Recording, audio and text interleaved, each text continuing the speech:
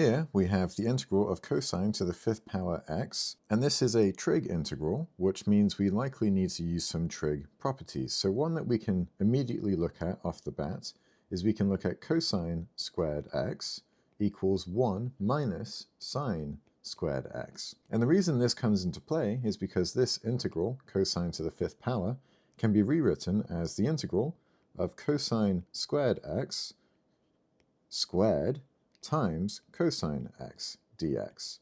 Another way to look at that is the integral of cosine squared x cosine squared x cosine x dx. And so what we can do now is we can plug this in here and rewrite the entire thing. So we'll do the integral of 1 minus sine squared x times 1 minus sine squared x times cosine x dx. And now we can do a u-sub. We can let u equal sine x.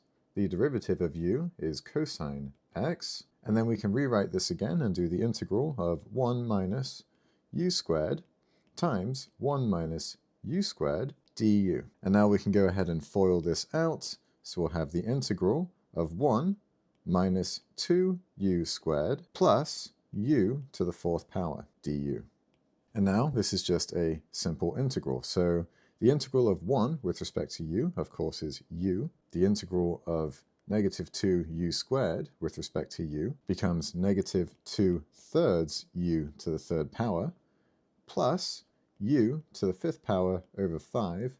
And because this is an indefinite integral with no bounds, we must make sure to add a constant at the end. Finally, the last thing we need to do is come all the way back up here, grab our u, and plug it into our result. So our u is sine x. So plugging that back in, we get sine x minus 2/3 sine cubed x plus sine to the fifth power x over 5 plus a constant. And this is the result of our integral. If you have any questions, or if you've got any other calculus or physics problems you'd like me to try, leave them in the comments below.